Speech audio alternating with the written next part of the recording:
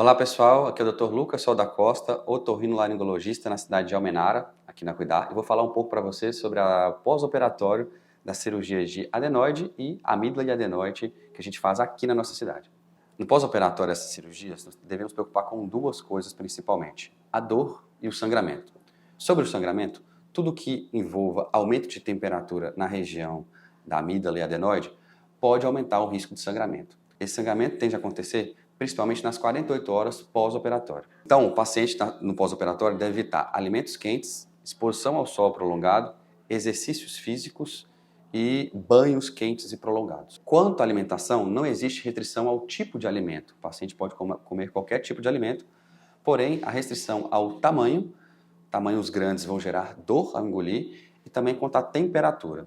O paciente deve comer quente só depois de 2 semanas. As atividades físicas normalmente estão liberadas após 3 semanas do procedimento. É importante que nas primeiras 48 horas o paciente faça um repouso mais controlado desse tipo de alimentação, oferecendo sempre alimentos gelados entre as refeições para esfriar o processo inflamatório e diminuir a chance de sangramento. Outra preocupação é em relação à hidratação.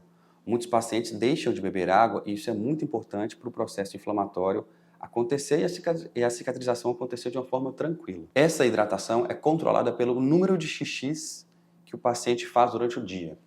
O ideal é fazer 4 xixis ao dia. Evite também assoar o nariz nos primeiros 10 dias de pós-operatório. Isso pode descolar algumas casquinhas e gerar um sangramento mesmo que controlado. O sangramento é considerado importante quando ele for líquido e sair pela boca e for contínuo. Dessa forma, o paciente deve entrar em contato com a nossa equipe para a gente abordar ele possivelmente de novo. Outra preocupação pós-operatória é em relação à dor. O médico passa um arsenal terapêutico e o paciente vai administrar essas drogas analgésicas de acordo com a dor que ela sentir. Eu uso muito nos pacientes o extrato de própolis. Ele mostrou reduzir o tempo de cicatrização nessas feridas operatórias de amígdala e adenoide. Podem ocorrer dor de ouvido, mas normalmente trata-se de uma otalgia reflexa. Evite alimentos grandes demais, eles vão abrir muito a garganta e gerar dor por distensão. Nos primeiros dias de pós-operatório, é normal que a garganta fique com aspecto branco e irregular.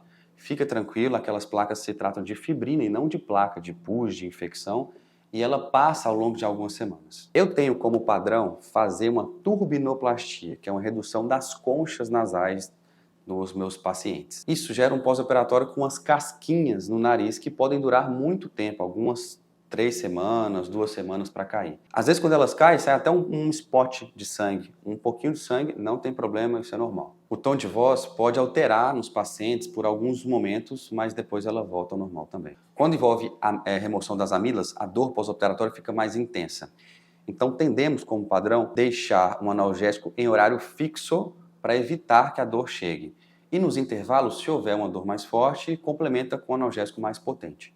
Vômitos e náusea pós-operatórios são comuns e a própria medicação prescrita deve melhorar um pouco esses sintomas. Uma das perguntas que me vem no pós-operatório é se a adenoide pode voltar a crescer. Sim, ela pode.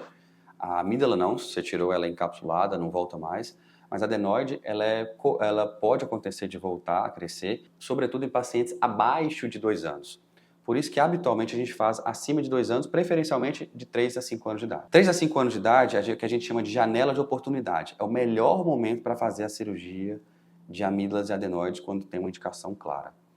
Nesse momento você evita infecções futuras, uso excessivo de antimicrobianos e alterações de palato que só serão reversíveis após com aparelhos dentários. Mesmo após a cirurgia, não é garantido que o paciente não vai ter um resfriado ou outro. Isso é comum do contato humano e tal.